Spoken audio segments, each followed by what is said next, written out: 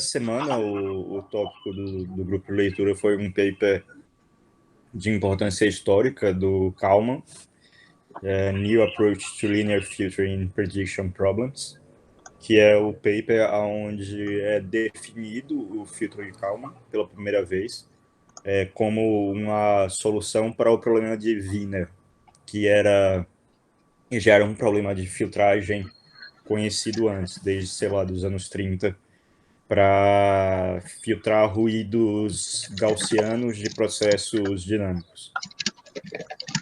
E aí a gente combinou de ler esse paper.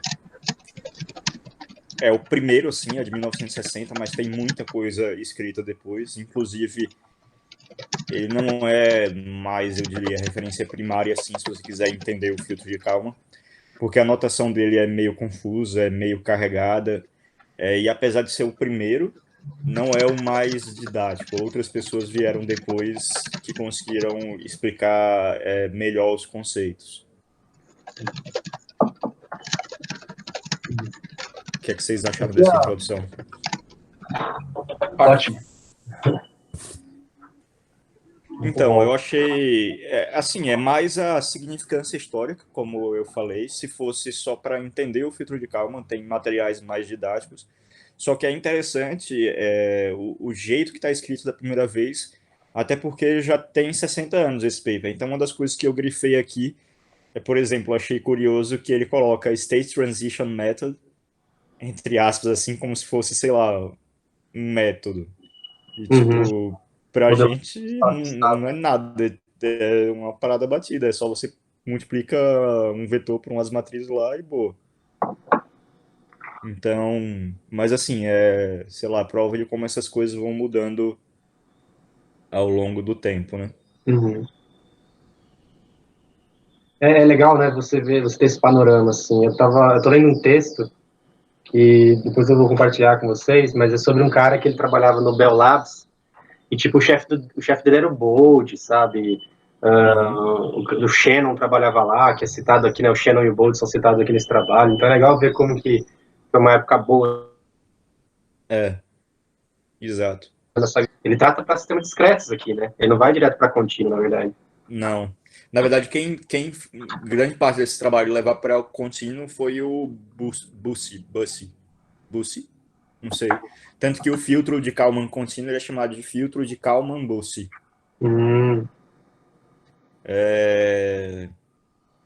E assim, o filtro de Kalman-Bussi foi o que a galera coloca como, tipo, a peça-chave que conseguiu colocar o homem na Lua. Que foi nessa época, assim, 1960, o filtro de Kalman, o filtro de Bussi, eu não sei, acho que é 61, 62. E eu acho que é mais ou menos a mesma época que o homem pousou na Lua, né? Entendi. Porque o estimador, primeiro que assim, não é que não existissem outros mecanismos de filtragem, mas é que, tipo, foi o primeiro que tinha a garantia de ser ótimo caso as hipóteses fossem satisfeitas, né, caso o sistema fosse linear. E ele é bem confortável para escrever de uma forma matricial e rodar num sistema embarcado primitivo, né, que era o caso do módulo lunar. Então, você consegue pegar as equações de filtro de Kalman e fazer ela executar num computadorzinho simples.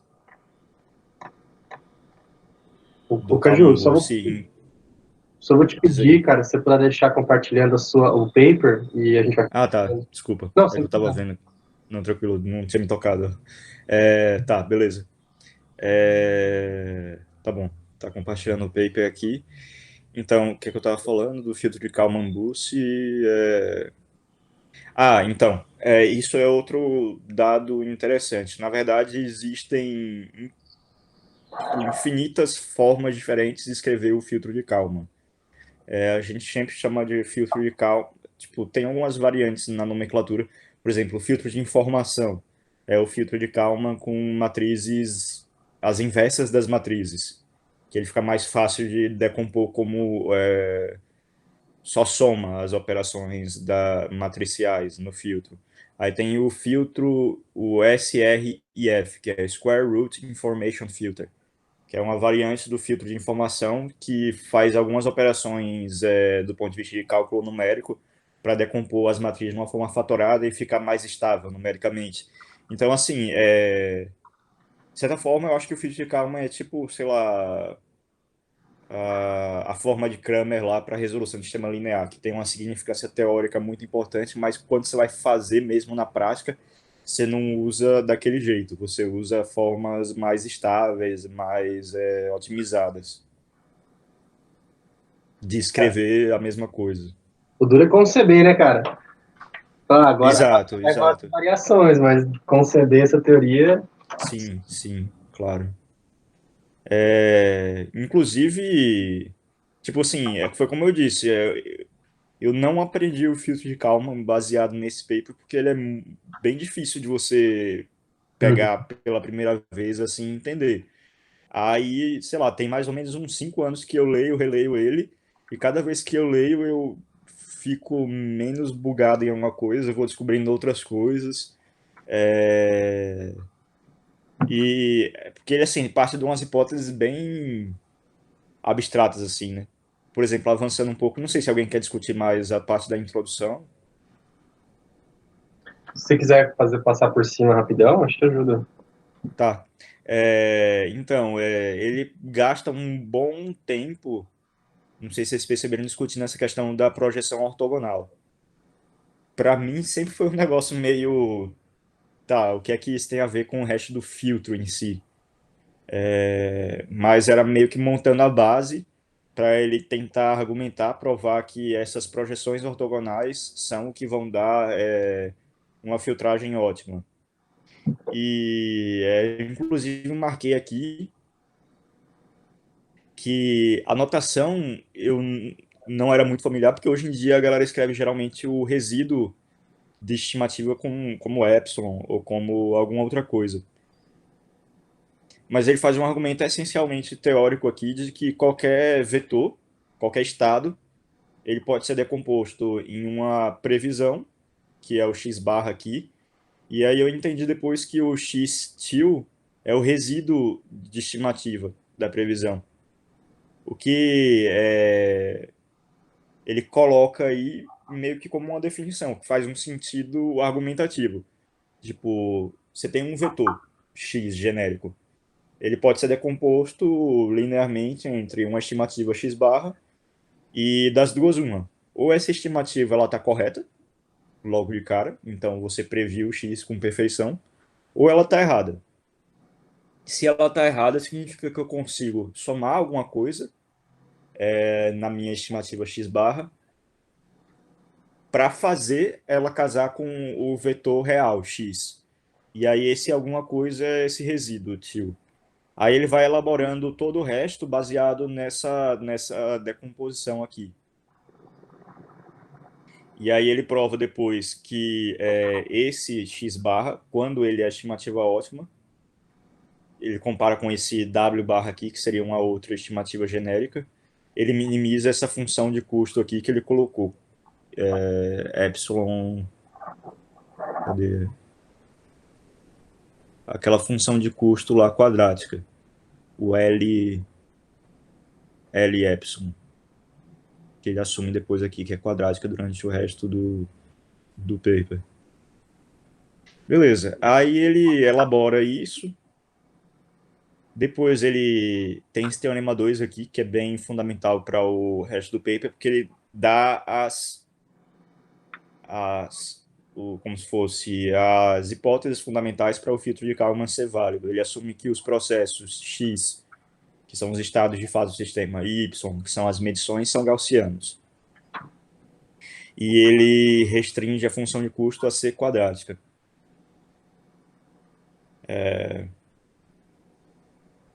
Prosseguindo aqui, na próxima sessão, ele começa a definir um modelo para processos estocásticos. Inclusive, lá no final tem um anexo que é bom nesse sentido, que ele discute conceitos básicos de processos estocásticos. O processo estocástico, ele fala até de uma forma bem simples aqui nessa sessão. Ele é basicamente como se fosse uma variável aleatória de estatística que você adiciona a dimensão temporal. Então, ao invés de ser um sorteio, são vários sorteios amostrados no tempo, né? Eles têm uma certa causalidade, né? Sequência. Então, aí que tá. Ele não pode ter causalidade no sentido de o próximo sorteio ter alguma relação com o anterior. Eles têm que ser independentes ao ruído estocástico. O que acaba tendo uma causalidade que ele discute aqui é a partir do momento que esse ruído estocástico ele propaga pelo sistema dinâmico, aí o resultado disso tem uma relação causal. Tipo, você coloca no sistema dinâmico o ruído branco. O ruído branco, uma propriedade dele é que ele é não correlacionado com ele mesmo, ou seja, o próximo sorteio do ruído, ele não tem nada a ver com o anterior. Mas a partir do momento que você coloca ruído branco, ruído branco, ruído branco dentro do sistema, como um input, um U, ele vai cuspir do outro lado um estado. E aí esses estados, eles têm uma correlação entre si. A forma como o sistema modifica o ruído branco. Então, tipo, o estado perturbado com distúrbio vai carregar um pouco dessa informação do distúrbio, que você não sabe qual é, que é o ponto dele. Exato. E ele vai colocar a marca dele, que é o sistema dinâmico. Então ele vai deformar o ruído branco, e é por isso que você tem ruído branco entrando de um lado, que você não consegue prever, e às vezes do outro lado você já tem alguma coisa assim. Uhum. Posso fazer uma pergunta, Caju? Diz aí. Você pode ir na página 2, por favor, onde ele começa, o primeiro parágrafo do Optimal Estimates, Página 2, tá. Tá. que ainda não atualizou para mim aqui. To have Bom, a isso, exato. Aí, ó, no meio desse parágrafo, ele fala assim, ó, what can we infer from this knowledge? Aí ele vai falar que dependendo da relação de T e T1, esse é um problema de interpolação, de filtro ou de predição. Que na Ah, verdade, eu até isso grifei, pode falar, por eu favor. até grifei isso aqui. É que o filtro de Kalman básico, ele às vezes ele é usado para finalidades distintas em função desse T1 e T. Por exemplo, se você está numa interação no seu sistema e você está filtrando interações passadas, isso vira um problema de smoothing, interpolação. Então a gente chama de filtro de Kalman smooth, na forma smoothing. São três formas para o filtro. É como se fosse análogo a, sei lá, aquela parte de cálculo numérico que tem você fitar polinômio por conjunto de dados experimentais. Aí tem meio que a ver com o número de grau de liberdade que você dá. Assim. Se você tem 4 pontos e você quer fitar uma reta, você vai ter que achar o mínimo quadrado em relação àquilo. Então você, na verdade, está interpolando, fazendo um smoothing assim, da reta que melhor ajusta aqueles pontos. Mas não é que você está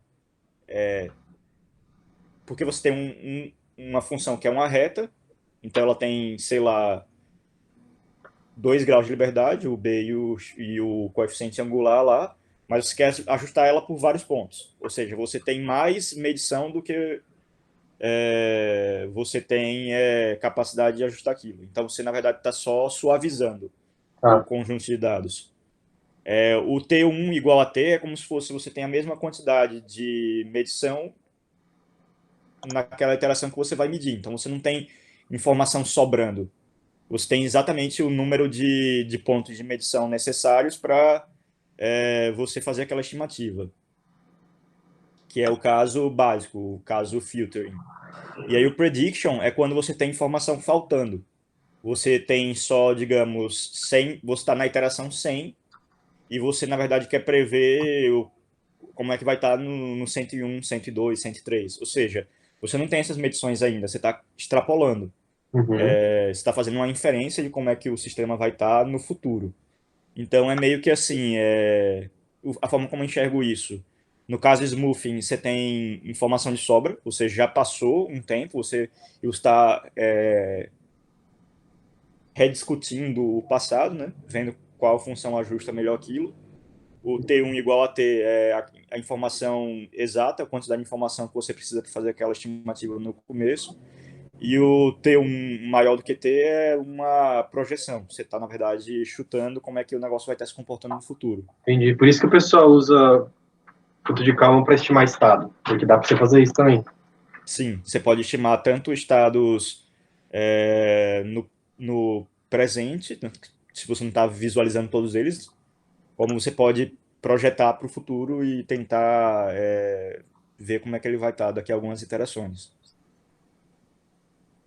Isso é interessante quando trabalha com contexto de fusão de sensor, né? Mas essa... Sim.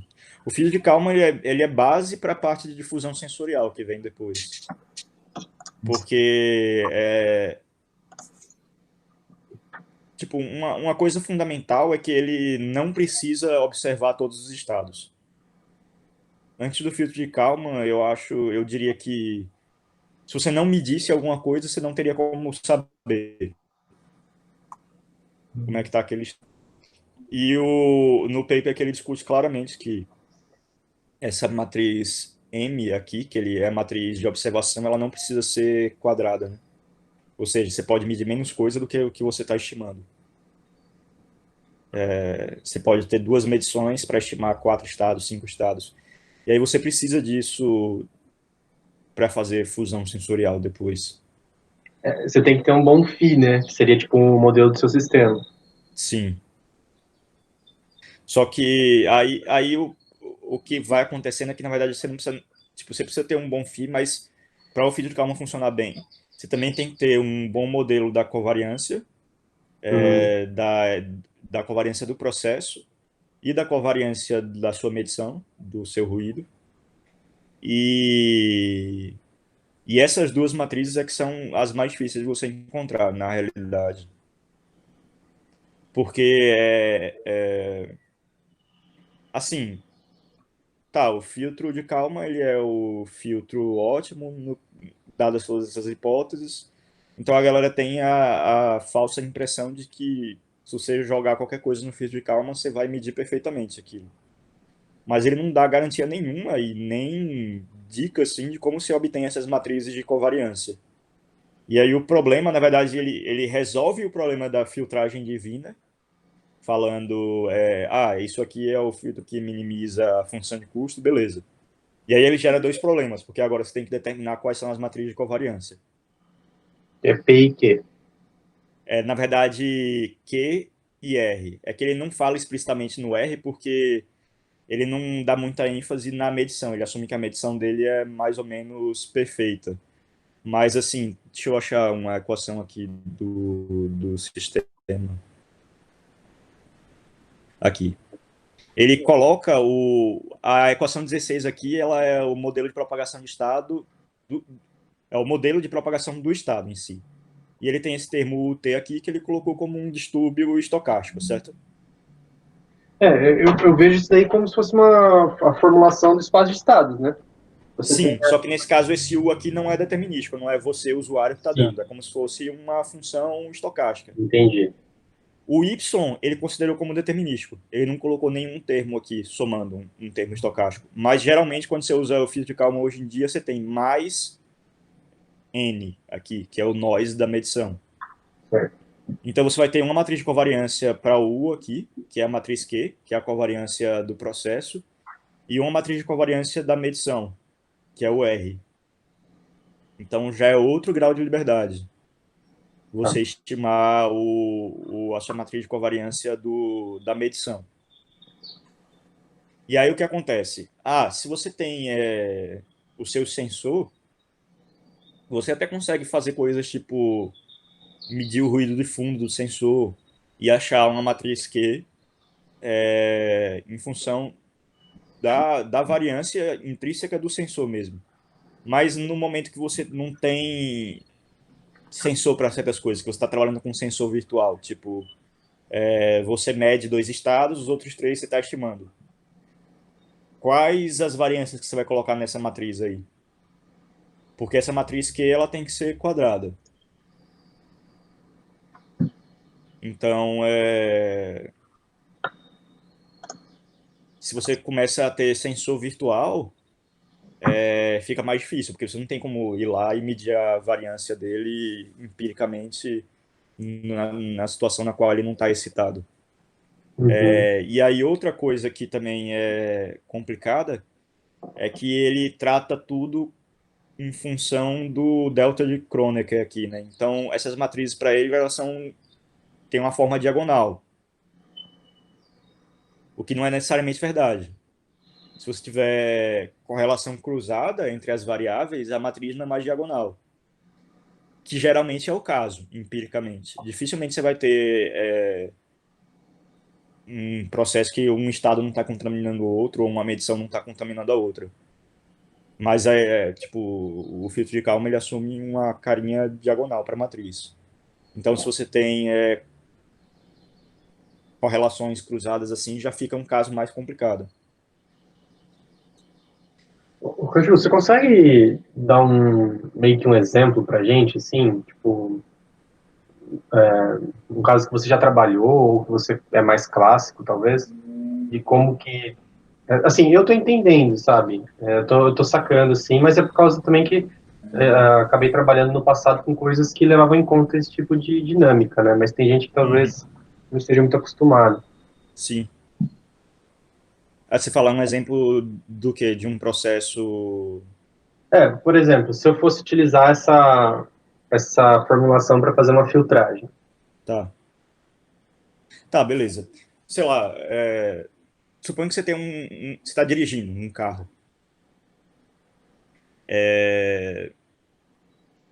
O caso clássico que a gente tem em problema de física é tipo assim, o carro saiu de São Carlos, está indo até Araraquara com 60, a uma velocidade de 60 km por hora. Você consegue prever a posição dele em cada instante do tempo, certo? Agora suponha um caso mais próximo da realidade. O cara não tem como manter o pé dele parado no acelerador e manter 60 km por hora sempre. Então você vai ter alguma variabilidade no processo. Ou seja, uma hora o cara vai estar acelerando um pouquinho mais, vai estar 61, 62, ou 57, 58. Então você já tem uma camada de complexidade para esse problema, que é assim, supondo que o cara não mantém a dinâmica do processo exatamente perfeitinha lá, acelerando com aceleração nula, mantendo 60 km por hora sempre. Qual a posição dele daqui a meia hora? Se você já tem um ruído no impulso, na entrada. Aí esse já é um grau de complexidade. Para mim, isso seria análogo a você ter esse U aqui variando de uma forma estocástica. Cadê aquela outra equação? Variando de uma forma estocástica. Aqui. Agora, se você for analisar aquela outra dimensão que eu falei, que é da medição, suponha que você tem agora um erro no seu velocímetro. Porque o cara que está tentando manter a velocidade dele a 60 km por hora, ele está se guiando pelo velocímetro. Então, quando ele vê que está a 62, ele reduz um pouquinho. Quando ele vê que está a 58, ele acelera um pouquinho. Mas além do erro do pé dele, na hora de manter 60 km por hora, ele tem um erro no velocímetro que também está dando uma variação estocástica lá na medição. Então, quando ele vê 62 no velocímetro, pode ser que seja 61, pode ser que seja 59, entende? Então, essas duas fontes de ruído, elas vão propagar e afetar o sistema. Certo. Maravilha. Alguém tem mais alguma dúvida sobre o exemplo, algum comentário? Não, um exemplo que eu vi usando já era em robô, né? Robô móvel, robô agrícola, que a gente trabalhava lá. O pessoal usava para fundir o dado, fazer a fusão dos dados, tanto da central inercial, né? Tinha lá o Uhum. acelerômetro, a bússola, tinha lá o GPS, com os dados de odometria da roda. Então, eles Sim. usando aquele monte de dados para no final torcer tudo e chegar num valor bem preciso assim É, de sensor. continuando nisso aí, no mesmo exemplo do carro. Pega o Waze lá, que o Waze ele tem uma estimativa de velocidade também. Então você pode adicionar um segundo sensor. Agora você tem o pé do cara, que varia um pouco na hora de manter 60 km por hora. Você tem o velocímetro do carro, que varia um pouquinho. E você tem a velocidade que é dada pelo Waze, que é função do GPS. E o GPS tem um erro, que às vezes pode ser significativo. Principalmente quando o cara pega e ele perde sinal de recepção do celular ao longo da estrada. E a estimativa do Waze, ela continua mais ou menos constante, ela não fica oscilando. Então isso me leva a crer que eles estão fazendo também, deve estar rodando no algoritmo um estimador assim para suavizar. Ele pega N medições lá, porque ele não tem correlação, não tem ligação direta entre o celular e o velocímetro do carro. Então na minha cabeça, ele deve estar usando só a informação do GPS para estimar a velocidade. Só que se ele pegar só medição do GPS, você ia ter um sinal muito mais errático. E Instável, como né? instável, é. E como você tem um sinal suave, isso me leva a crer que, inclusive, ele não tem interrupção, mesmo quando você fica sem recepção do celular. Isso me leva a crer que ele deve estar pegando um modelo, né? Um modelo talvez simples, assim. Ele fala, a velocidade nos últimos 5 segundos foi 60 km por hora, então a aceleração, ele pode calcular a aceleração e ele calcular a velocidade baseado na aceleração dele estimada. E aí ele combina isso com um dado do GPS.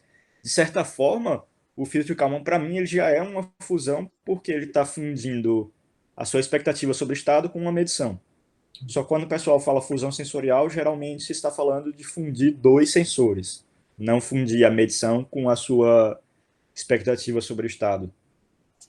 Então, mas assim, tipo, é que esses termos eles vão ficando mais flexíveis. Por exemplo, tem gente que trata, quando você começa a falar de sensor virtual, o sensor virtual ele não existe fisicamente, então ele é um observador, ele depende muito mais do modelo do sistema. Se você começa a tratar um estimador, um observador como um sensor virtual, e você trata ele de certa forma como um sensor, para mim isso leva a crer que você pode de certa forma tratar a sua estimativa sobre o estado, apesar de não ser uma medição, como um sensor, entre aspas. Então, se você flexibilizar os termos a esse ponto, você pode assumir que o filtro de Kalman ele já é uma fusão sensorial, que ele está fundindo uma medição real com uma medição simulada, uma medição do modelo. Que, no caso, não é uma medição per se, né? Não é uma medição no sentido real da palavra medição, de você medir fisicamente algo, é uma estimativa. Mas você pode pegar o GPS e combinar com a informação do velocímetro, por exemplo. E aí você teria uma fusão sensorial com a cara mais característica assim, de você ter informação de dois sensores físicos de fato e combinar as duas. Você comentou, eu acho bem positivo esse tipo de que você falou aí. Eu fico pensando assim, mas qual seria o custo disso, né? Qual seria, por exemplo, o ponto negativo de você estar tendo essa estimação? Você não pode estar dando uma certa inércia no seu sistema, a partir da hora que você prevê estados que talvez não sejam os corretos? Sim, exato. Tem vários problemas que vêm disso. Primeiro que quando você vai ponderar as matrizes Q, que são a covariância do processo, e R, quando você vai ver a formulação do ganho de Kalman, você percebe que essas duas matrizes, nas formulações mais atuais, elas aparecem para dar o ganho de Kalman. Então, a depender de qual covariância está maior, você vai pesar o ganho mais ou menos. Ou seja, é como se você quisesse dizer, se a covariância do meu processo é baixa, do meu modelo, significa que eu tenho muita confiança no meu modelo.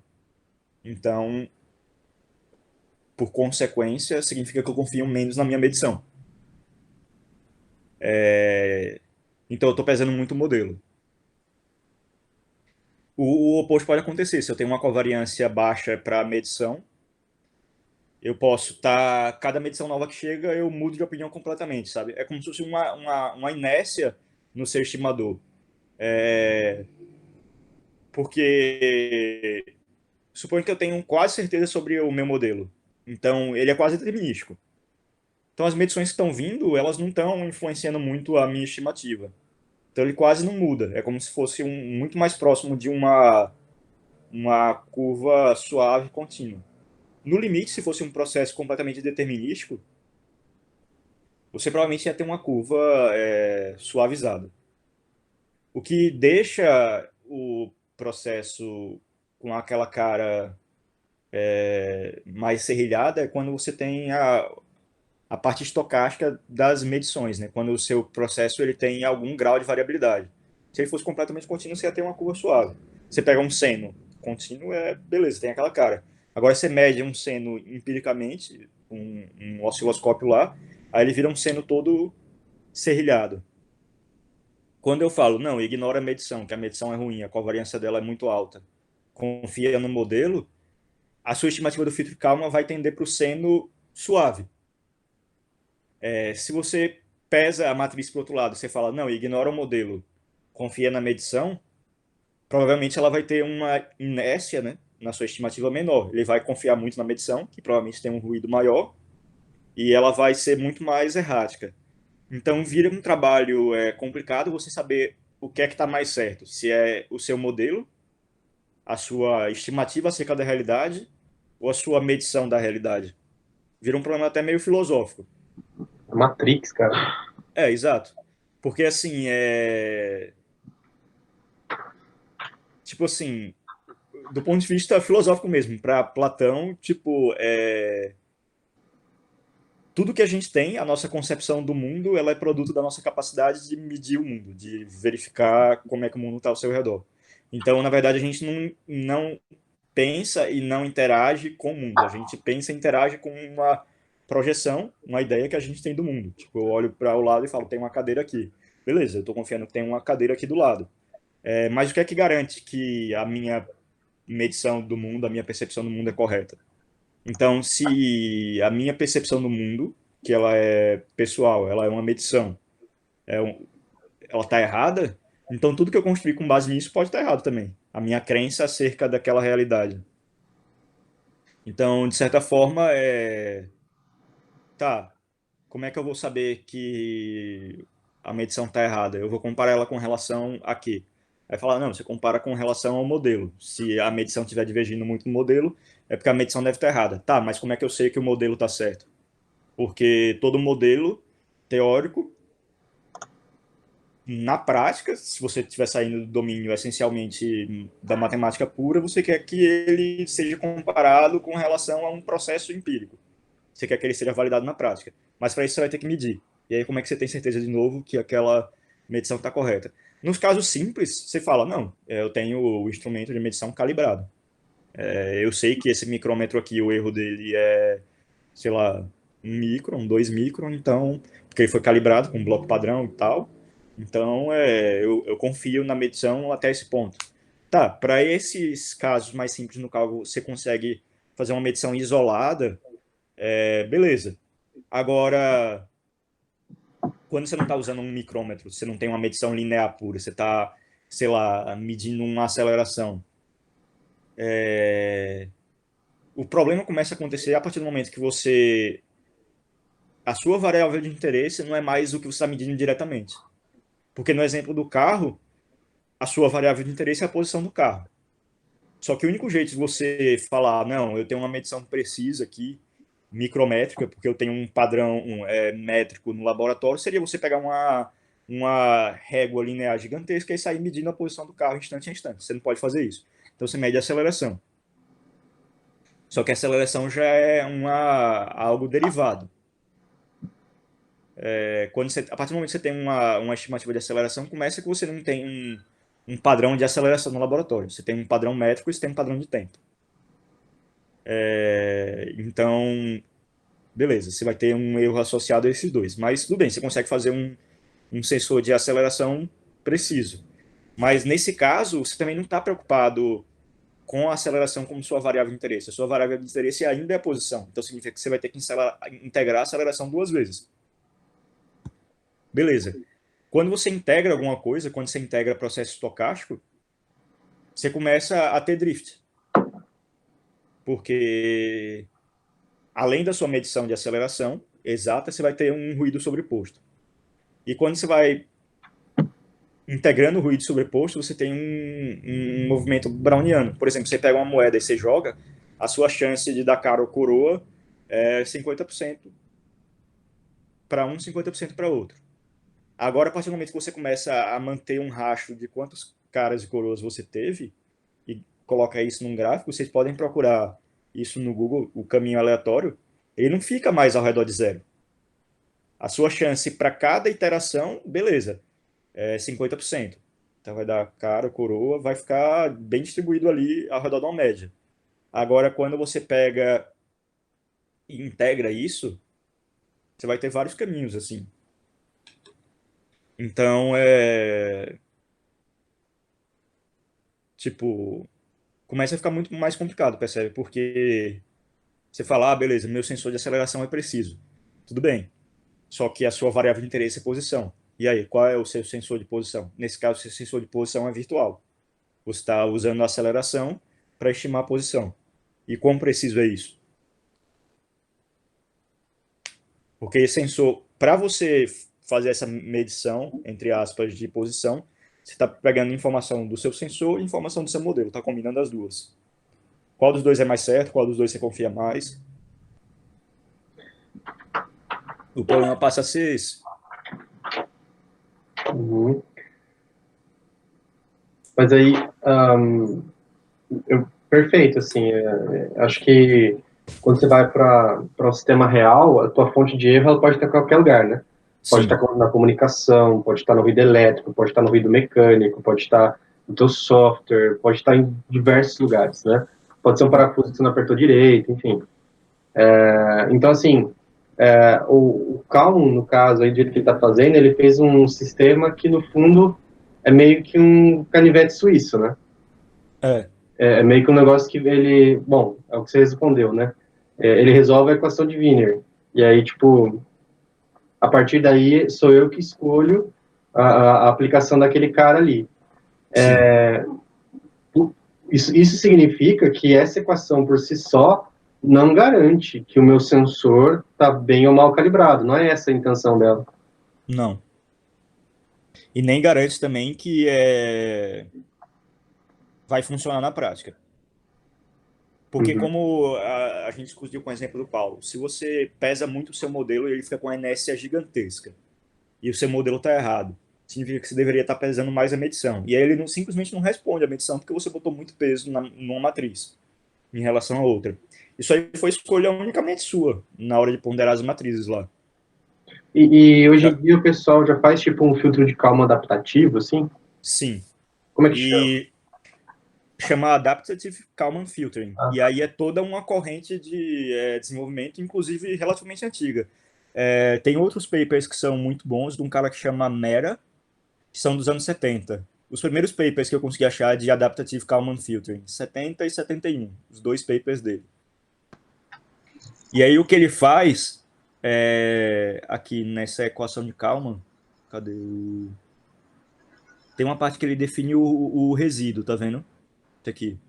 The estimation error is governed. Isso aqui é o erro de estimação.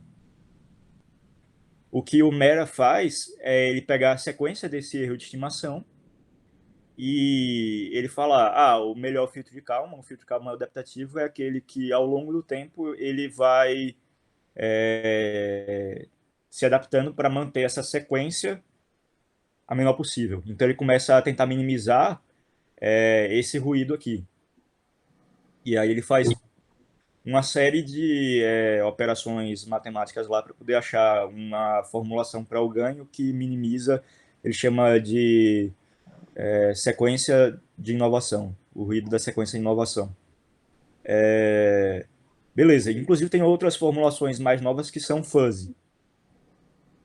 Tipo, ao invés dele tentar estimar objetivamente essa sequência de inovação, ele simplesmente fala, tá, o erro do meu estado na última interação foi tanto. E o erro nessa nova interação foi tanto. O erro está aumentando ou está diminuindo? Se o erro está aumentando muito, aí você puxa o ganho para um lado. Se não, puxa o ganho para o outro. Ele faz uma formulação tipo meio verbal, sabe? Caju, Oi. você comentou do Kalman adaptativo. Mas o Kalman normal, o filtro de Kalman normal, ele já tem um ganho variável a cada iteração. Sim, só Então, que eu as suponho matrizes. que. Sim, quais matrizes haviam variado? As matrizes. É porque assim, o ganho ele é variável a cada iteração, mas ele depende basicamente, essa variabilidade que está sendo colocada aqui, é em função da diferença entre a medição e o estado. ele não está variando as matrizes Q e U, a princípio, que você usa para... Quer dizer, ele deixa em aberto aqui, ele fala Q de T. Então, sei lá, o Q pode variar também. Mas o que geralmente a galera deixa fixo, essas matrizes Q aqui do ruído. Porque veja, esse ruído aqui, ele é um processo estocástico. As pessoas modelam o processo estocástico. Ele fala, é o gaussiano, a média é tal, a variância é tal. Então, a maior parte dos casos, você coloca você fixa a média e a variância do processo gaussiano e fala, baseado nisso, a matriz Q é tal, e deixa ela estática. Mesma coisa para o ruído de medição. A formulação básica do fio de Kalman é você deixar essas duas matrizes estáticas, porque você, quando começou o seu processo, você modelou lá e falou que, que o processo gaussiano ia ter tal média e tal variância, e beleza. Nada garante que você está certo nessa sua hipótese. Então, o fit de Kalman adaptativo ele começa a tentar estimar a cada iteração essas matrizes Q e R. Ou seja, ele começa a tentar modelar a variância do processo e a variância da medição à medida que o filtro está acontecendo. E aí isso influencia muito mais o ganho de Kalman do que só a diferença entre a medição e a estimativa do estado. E acho que pelo fato do ganho de Kalman ser iterativo, ele consegue, eu não sei, me corrija porque essa é a ideia que eu tenho. Ele, de alguma maneira, ele demonstra certa robustez, porque ele consegue se adaptar se o modelo tiver com alguma variância em algum parâmetro. Confere? Sim, sim. Mas, assim, entra naquele caso, se ele é dependente das matrizes Q e R. Então, tem situações nas quais você erra muito feio nessas matrizes e aí o ganho de Kalman não... Ele ou fica muito lento ou ele fica muito rápido e não quer dizer que ele vai dar uma boa, né? boa. Você tem que ficar ajustando. É que nem... Na verdade, depois o cara discute aqui, o Kalman ele discute aqui, que o filtro de Kalman ele é dual do problema do LQR. Aham. E às vezes isso fica mais fácil de ver no LQR. Você tem que ajustar. O LQR, beleza, é o regulador ótimo lá. Mas você tem que ajustar as matrizes de peso. Não quer dizer que o seu regulador, só porque ele tem ótimo no nome, quando você joga ele para controlar o negócio, ele vai controlar o sistema bem. A maneira que ele vai ajustar a partir daquelas matrizes é a melhor que poderia ser. Mas quem garante que o seu chute inicial é o correto? Exato. É o ponto. O problema está em definir a melhor matriz R e Q, né? Exato. Que é um problema meio que assim, é bem complicado até hoje. Tipo, as coisas mais modernas que... porque ele depende muito do modelo que você tem para o seu ruído. E a questão o problema com os modelos para ruído é que a maior parte dos casos as pessoas assumem que os ruídos são gaussianos, porque se eles forem gaussianos, isso tem propriedades ótimas. Por exemplo, um ruído gaussiano, quando ele é propagado por um sistema dinâmico linear, o ruído que sai do outro lado é gaussiano também. Então isso é perfeito, porque você não precisa mais ficar propagando as coisas ponto a ponto. Você pode propagar só a média e a variância. Você tem uma média e uma variância aqui, determina completamente um processo gaussiano. Você vai propagar por um sistema linear, ele vai sair outro processo gaussiano, você só precisa calcular outra média e outra variância. Só que a grande maioria... tem não sei se já ouviram falar num livro que chama O Cisne Negro, de Nicholas Nassim Taleb. É um cara que é meio filósofo matemático da parte de bolsa de valores. E ele fala que, tipo, o modelo gaussiano é tipo uma praga do século XX, assim. Adorei! Porque, tipo assim, todo mundo assume que as coisas são gaussianas e, na verdade, quase nada é gaussiano. Uma coisa que eu falo, assim, para convencer as pessoas de que quase nada é gaussiano na engenharia é que, tipo assim, você vai medir, sei lá, a massa de alguma coisa. E aí as pessoas falam, tem um erro de medição aqui, tem uma distribuição gaussiana. É tanto, mais ou menos tanto, beleza. A distribuição gaussiana ela é simétrica, ela tem duas caudas simétricas. Significa que ela cresce para o infinito de um lado e cresce para o infinito negativo do outro. Aí você fala, ah, beleza, mas a chance dela passar desse percentual aqui da cauda é mínima. Tudo bem, beleza. Mas significa que é uma hipótese um pouco absurda, porque, teoricamente falando, você está falando que a cauda aqui do lado da esquerda ela pode crescer até a massa ficar negativa, sabe?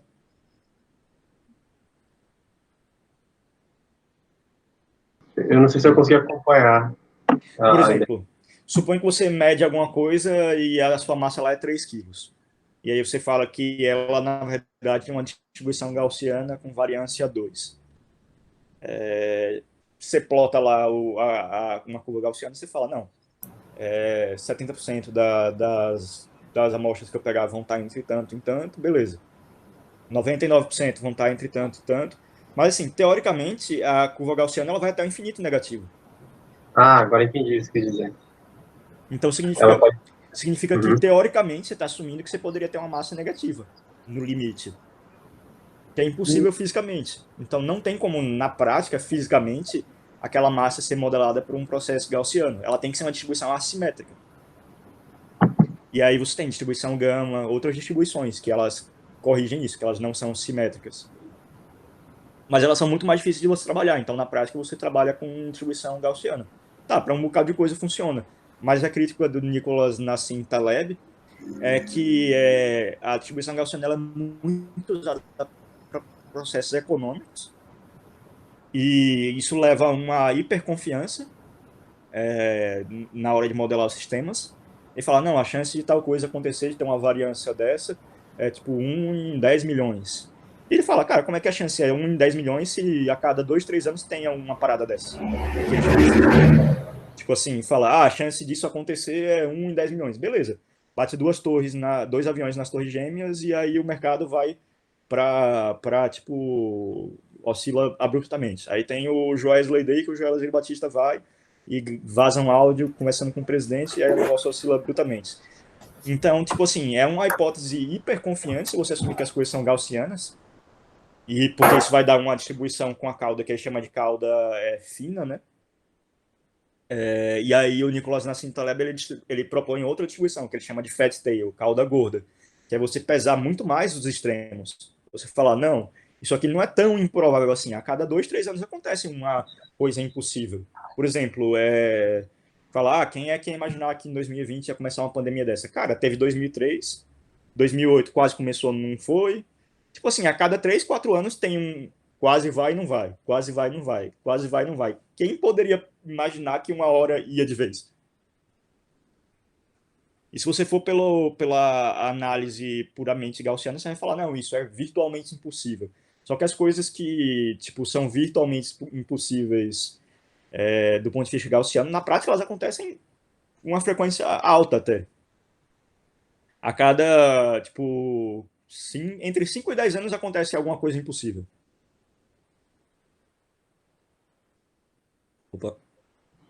E aí isso prova que esses modelos, eles, assim, essa hipótese muitas vezes ela não se verifica. É por isso que os modelos mais complexos que eu conheço assim para essa parte de filtros adaptativos, eles são do mercado econométrico, né, na verdade. A galera mexe muito com processos estocásticos, a parte econômica. E aí eles começam a não usar ruído branco, o ruído é autocorrelacionado. Porque, por exemplo, uma hipótese fundamental do ruído gaussiano é que o próximo ruído ele não depende do ruído anterior. Quando você leva isso para o mercado de capitais, isso deixa de ser verdade, porque uma variação no preço amanhã, ela é obviamente impactada por uma variação hoje. Então, mesmo que a variação hoje seja ruidosa, só ruído, o impacto que isso causa na psicologia das pessoas é suficiente para fazer elas tomarem uma outra posição amanhã. Então, você começa a ter correlação.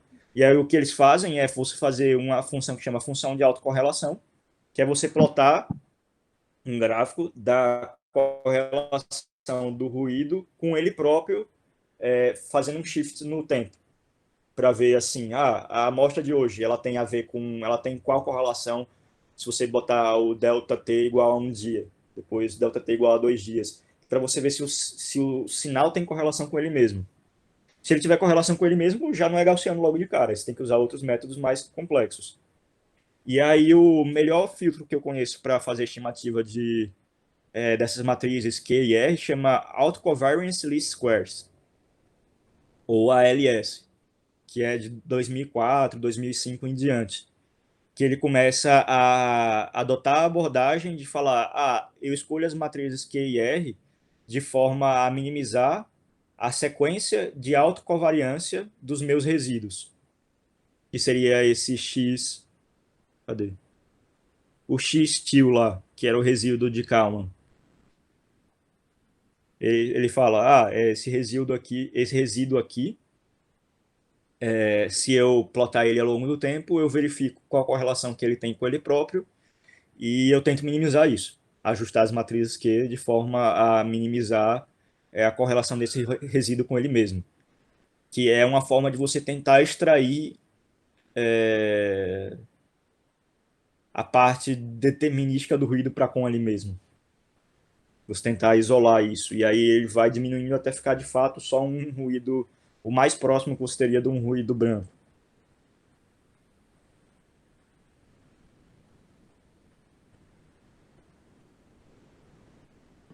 Mas essas hipóteses, quando a gente fala de sistemas que não dependem do ser humano, né?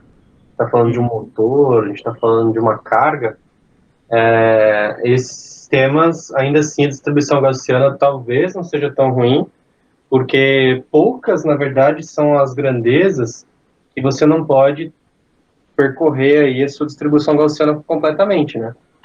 Você Sim. teria que dar um clipe, na verdade, né? Porque talvez eu sou muito mais da opinião de que você não consegue atingir valores infinitos, mas você consegue atingir um bom espectro. Sim. Sim, eu concordo. Agora, de novo, para mim, o problema começa a surgir mais quando você tem sensores virtuais, eu diria. Porque, Sim, com certeza. porque assim, beleza, as suas grandezas físicas elas vão ter uma distribuição mais ou menos gaussiana. Tá, tranquilo.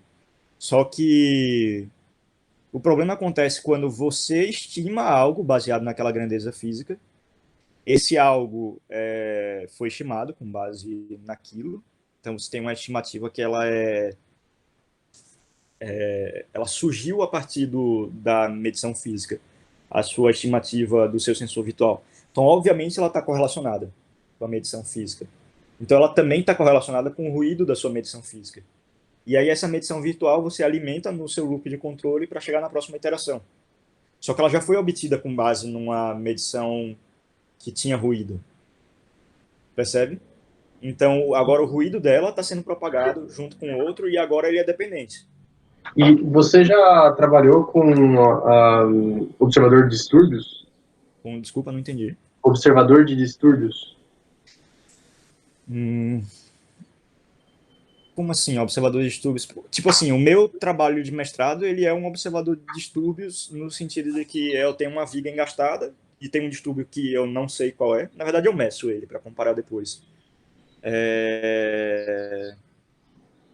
E aí eu estimo essa medição. Eu estimo esse distúrbio.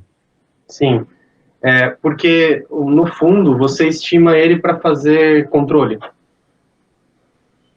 Sim, idealmente, na verdade, sim, a historinha por trás da minha estimativa lá seria para, como é um sensor indireto de vibração, seria para medir o dano que está sendo causado à estrutura e agendar a manutenção preventiva. Tá. Então não seria um controle, mas seria assim, eu tenho que medir o quanto de vibração está entrando na estrutura para poder falar, o dano está maior ou menor, passou tanto tempo, vai precisar fazer manutenção daqui a não sei quanto tempo. Mas, tipo assim, isso é um sensor virtual. Eu não tô medindo. Tipo assim, na prática eu meço porque eu quero comparar a minha estimativa com o que o sensor de força deu no experimento.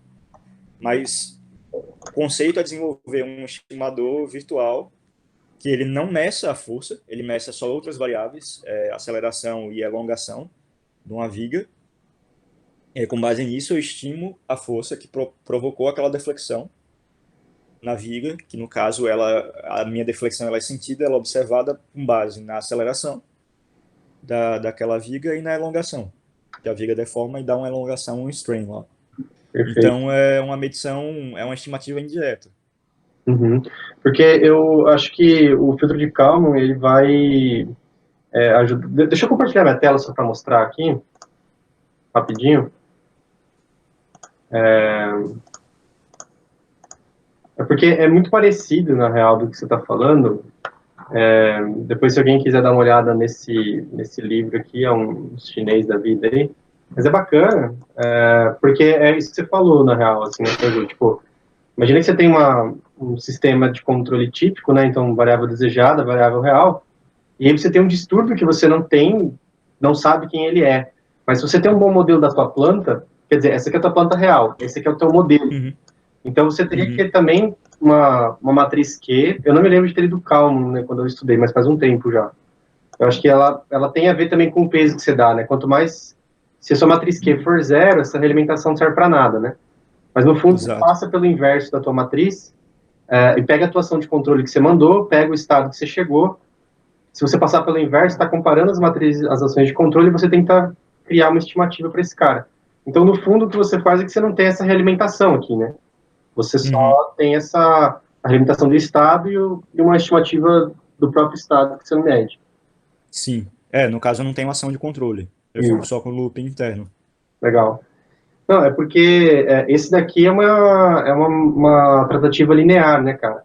E acho que desde do Kalman as coisas mudaram, assim, bastante, né? Acho que a galera conseguiu avançar bem. E aí eu acho que é uma área nova para mim, talvez não sei como é que o pessoal tá, se vocês quiserem comentar um pouco, mas para mim é uma área bem nova, no sentido de que tem muita coisa, né, acontecendo nessa linha. Uhum. A gente fica um pouco até assim, qual que é a técnica que eu vou aplicar agora, né? Exato. É que eu acho que isso é muito produto do fato de que para você começar a isso crescer mesmo, você precisa de uma oferta de dados muito grande, de sensores, e isso acontece principalmente nos últimos anos, né? Você tem uma diminuição do custo do sensoriamento. Hoje em dia, sensores são mais baratos, então faz sentido você colocar 3 sensores, quando antes você só ia colocar o mínimo necessário, só ia colocar um. Não só sensores, né? Atuadores também. Sim, sim, sim. E aí tem outra coisa.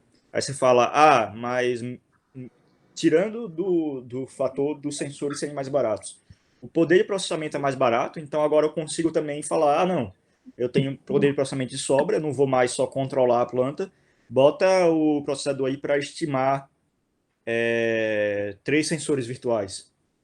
Tipo, já que tem poder de processamento sobrando, você tem essas medições, estima tal e tal e tal variável, que antes você não mediria e você também não estimaria.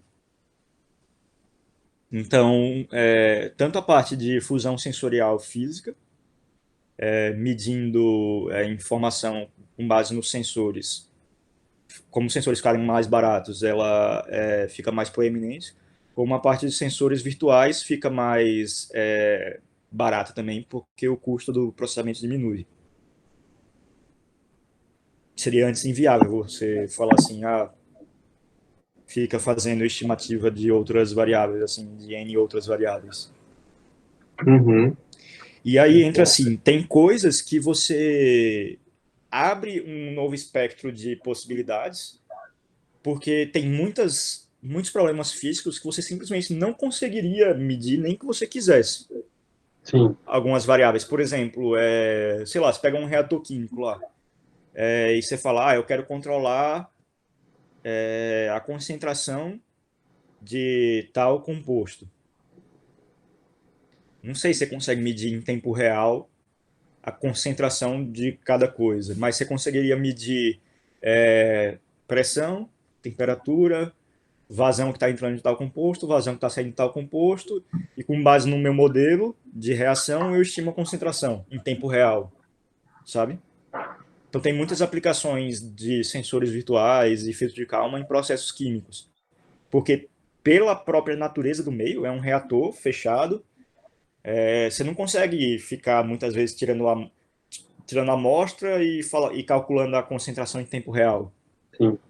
Ou próximo do tempo real. Mas você consegue fazer medições indiretas e aí desenvolver um sensor virtual de concentração. E aí tem vários exemplos de variáveis dessas que você não consegue medir diretamente, mas que você consegue desenvolver um observador, um sensor virtual, e aí trabalhar com elas. Não, muito bom. Eu vou, não sei se eu estou sendo grosso, mas eu acho que a gente poderia dar uma pausa agora, né? Sim, claro. Para a gente poder retomar isso depois. Do paper, será que seria bom a gente continuar a semana que vem? Você acha que não tem mais o que falar aqui, Cadu? O que você acha? Cara, eu acho que depende mais de vocês, assim, tipo, esse paper, como eu falei, não é o melhor veículo para você entender o filtro de Kalman. Eu acho mais legal pela importância histórica. O grosso dele, da parte que você tira dele, tá nessa seção aqui, de Solution of the Wiener Problem. Tipo, essa seção aqui, essas 2 páginas é que define o filtro de Kalman todo. E, na verdade, se resume, no final das contas, a essas 3 equações, 28, 29 e 30. Uhum. Esse 31 paper do aqui. Kalman tem um rigor matemático muito bem pesado, né?